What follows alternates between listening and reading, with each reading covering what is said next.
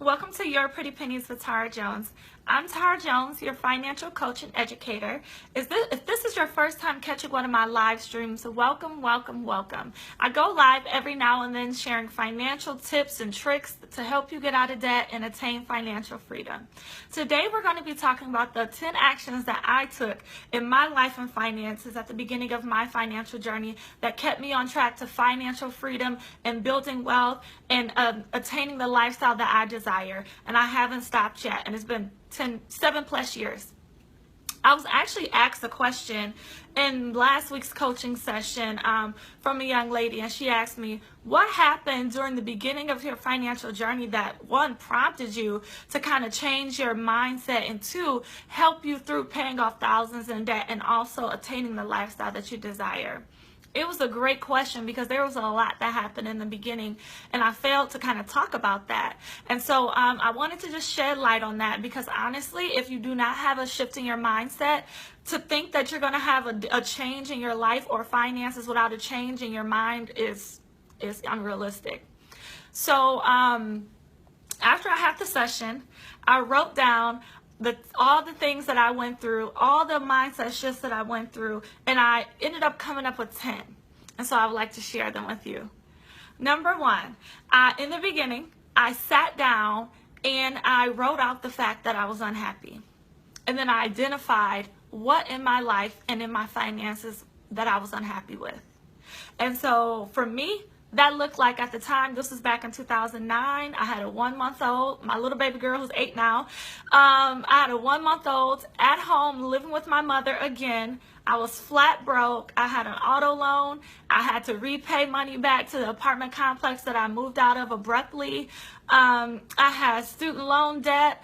And I was on maternity leave, and so I wasn't getting an income because I went early on maternity leave than I was expecting to, and only was getting paid for 12 weeks of leave. So when my daughter was 1 month old, I had to start going back to work because my Family Medical Leave Act money, my income ran out. And so I was just very unhappy. I was stressed out. I was broke. I was living at my mom's, so my pride was a little shot. And so it was a rough time. And so one day I sat in my room and I literally wrote out everything that I am not comfortable with, everything that I'm not okay with right now. And then what I did is that I wrote down, after I wrote down everything I'm not okay with, I then wrote down everything that I want to see in my life. I wrote out a new story that I wanted to manifest in my life. And once I did that, I started to move and operate in what I wanted versus what was currently happening. So I started focusing on the abundant lifestyle that I wanted versus focusing on the lack that I was currently experiencing. So number one is write down what I do not like about my financial situation. And a part of that, after I was done with that, I wrote out what I wanted to see in my life, what I wanted to experience in my finances: debt freedom, a car that's paid for, living in my own apartment or home, things like that. Step two, the second action, I acknowledged the fact that I did not know how to get there. So I wrote out my dream, I wrote out what I wanted, I wrote out what I wanted to achieve in my life and finances, and then I realized that the knowledge that I needed in order to take me to my goals resided outside of me. And so then therefore that put me in the mode of researching and seeking information to help me get from point A to point B. So at that time, when I was a broke college student, my daughter was 1 month old. She was born in July. I had to be back to school in August full time. Otherwise, I would have lost my scholarships. Not only did I go back to school for what my degree was at that time, which was biology, I enrolled in finance classes. And also, on my breaks, I used to study personal finance. I used to get online, find out who was the top personal finance gurus, and listen to what they had to say. I would research and get on, the internet and just research other people and their debt-free stories and their lifestyle designing stories and say, okay, what can I use, plug and, take away from different pieces that I can use in my life and implement in my life to help me get to where I want to go. And back then, in 2009, there weren't very many blogs, there weren't very many YouTube videos about this. So literally the things that you found on the internet were like articles and like, you know, just different things like that from different, or mostly personal finance books as well. So one thing that I did, because I was in school and because I had local libraries all around me, I would go to the library because I was broke, so I couldn't buy books. Go to the local library and just look in the personal finance section. Look up personal finance books. I would read one after another, and I would take the meat and leave the bones, which means I would take what I needed to apply to my life, to what I believed, and if it aligned with what I believed and what I thought I could do, I took it and I implemented it. And then if it's something that was like a little bit off base or something that I didn't necessarily agree with, I kind of left it there. So number 2, I realized that what I needed was outside of me, and I went searching for what I needed. I went searching for the people, the places, the books, the inspiration, everything that I needed in order to put myself and create a plan to put myself on financial freedom track. Number 3, I consistently found new ways to earn more money because I realized that in order to achieve the financial goals that I was trying to achieve and the lifestyle that I was trying to achieve, I need to have more money available to me. There's no other way around it. There's no other way around it. If I wanted to upgrade my lifestyle, if I wanted to lift myself out of the story that I was in and place myself in the story that I wanted to be in, I needed more income. And so that's exactly what I did, which leads me to number 4. I identified and I addressed the negative and false money mindset and money beliefs that I had. And I didn't realize that I had them until I started reading some of these books and I started listening to these seminars, and I started realizing like, wow, the way I think about money and the way other people who are wealthy and are where I want to be, they treat and they look at and they appreciate money in a different way than I do. So then I have to start adopting and replacing my negative and poor beliefs of money that I might have got from my parents, I might have got from my grandmother, from the lady next door, from myself. And I had to replace them with new ideas and new thoughts that was going to propel me to where I want to go. Because like my pastor said, you can't go anywhere with that stinking thinking or that bad thinking. You need to lift yourself out of that. Cancel whatever it is that you're thinking and replace it with a new and better thought. So that's exactly what I did. Number 5, I became extremely intentional on how I spent money. And I stopped spending on myself and start investing in myself. Big difference. Spending on myself versus investing in myself. When I started investing in myself, I started looking at my money, which was at the time still limited, right? So even though I was earning more income, whatever, I still had to pay off debt. I still had to save up. I still had to pay that auto loan. I still had to take care of my daughter. I still was in school full time, so I wasn't working the 9-to-5 job that had a high income. I still could only work part-time. I still was living with my mom. So my income was still very limited in the beginning. But instead of using my money unwisely, I started to think and say, okay, how can I use my money to reinvest in myself, to reinvest in my vision, to reinvest in my goals, to where once I invest in myself, it lifts me up to where I get higher and higher and higher all the time. So literally, whenever I purchase food, whenever I purchase clothing, I would say, is this an investment or is this a purchase? So whenever I bought food, okay, is this a purchase out of convenience, i.e. fast food, or if this is an investment, i.e. healthy food, that's going to fuel me and it's going to keep me energized throughout the day, going to keep me healthy, going to keep me strong, going to keep my mind sharp to where I can go to higher levels in my life and upgrade my lifestyle. When it comes to clothing, is this piece of clothing on the clearance rack, is it cheap? Is it torn up? Is it, low quality? Is this a purchase that's going to satisfy where I'm at right now? Or can I invest in clothing that's going to help me get my dream job? Invest in clothing that's going to make me stand out for an internship? Or buy clothing that's going to make me look more presentable in the workplace? My whole mindset shifted when I started thinking about the money that I earned as a tool to reinvest in myself and to lift myself higher and to upgrade my lifestyle. Number 6, I set one financial goal at a time and I became obsessed with achieving it. Like, yes, If you want to conquer and achieve major financial goals, you have to eat, sleep, and breathe it, especially when it comes to debt repayment. I had $60,000 in student loans when I graduated college. Most of that I had to live, I took out because I needed to live off of. I got a lot of scholarships when I went to college. A lot of people don't know that. Half the money that I took out was because I didn't make enough to support myself and a child and move out of my mom's house. So I took out, unwisely, I took out student loans. And so a lot of that I had to pay back, right?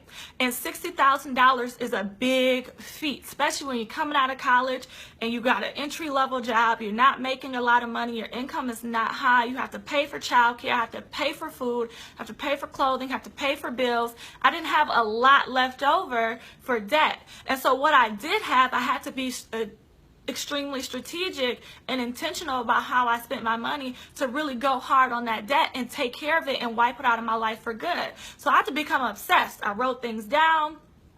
I wrote a to-do list.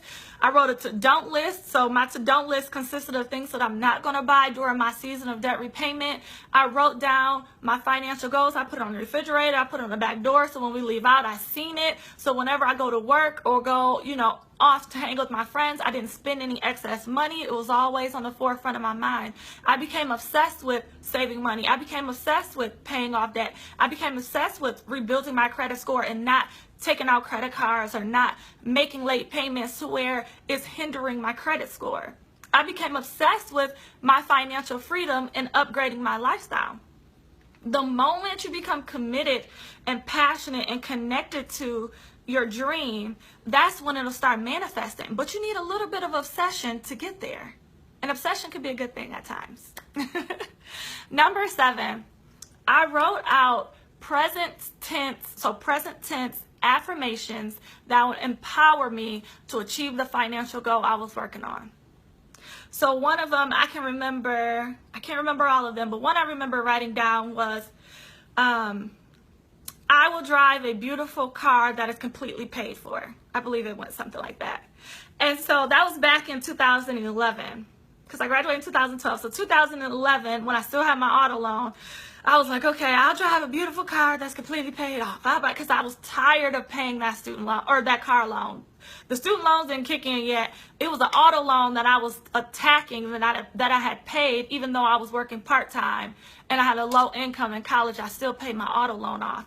And so that's what kind of kept me going through. Was like, okay, I will love my car. I will love my car, especially when it's paid off. So that's what I was kind of like feeding myself and affirming myself. Once your car is paid off, it's going to be beautiful to you. You ain't going to have no monthly payments, which I was paying like $288.81 a month.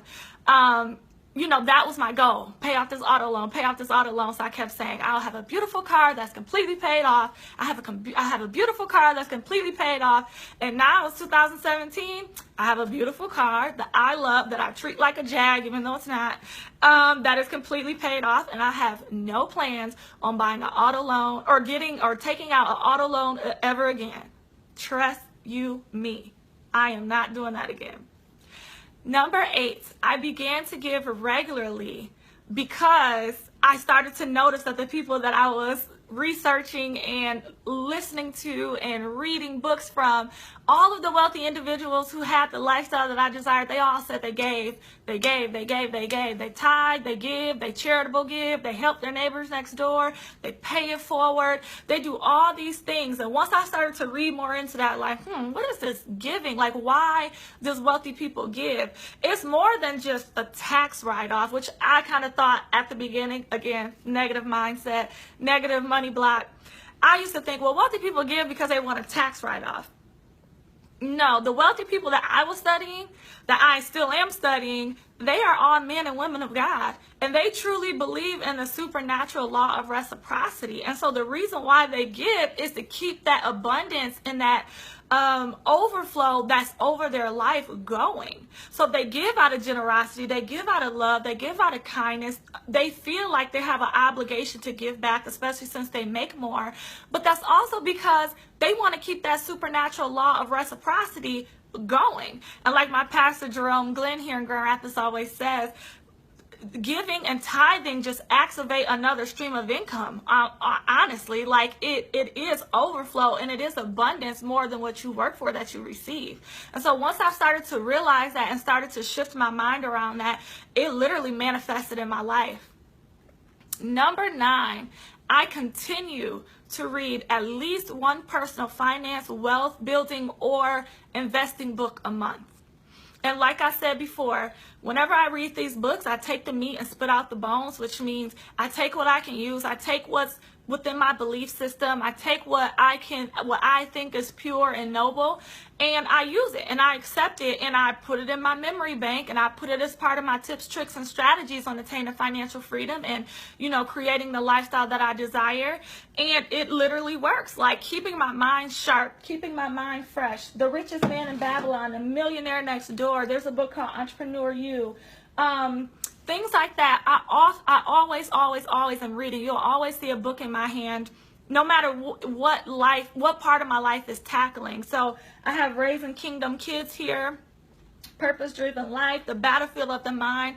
I'm always reading books and I'm always learning how to go outside of myself, right? We sometimes think, oh, because we're out of college, we're done learning. We are lifetime learners. We are lifetime learners, and people are anointed and they are given gifts and thoughts and processes that we haven't been given. And if we want to tap into that, we need to pick up a book. 2017, we can listen to a podcast. We can watch their YouTube channels, just like you're watching mine. There's some things on here that you did not know, that you did not, receive from anybody else, that you're going to receive from me. And had you not clicked on this video, had you not reached out and said, okay, I need to do something different. Let me go outside myself and search the internet, search the bookstore, search Barnes and Nobles, search the podcast, app, and find some more information that's outside of your revelation that you received and the information that's been given to you. That's when your world opens up. That's when your mind opens up. So you have to continually do that. Every month, every day, every week, listen to something new, learn something new. And number 10, I continue to dream.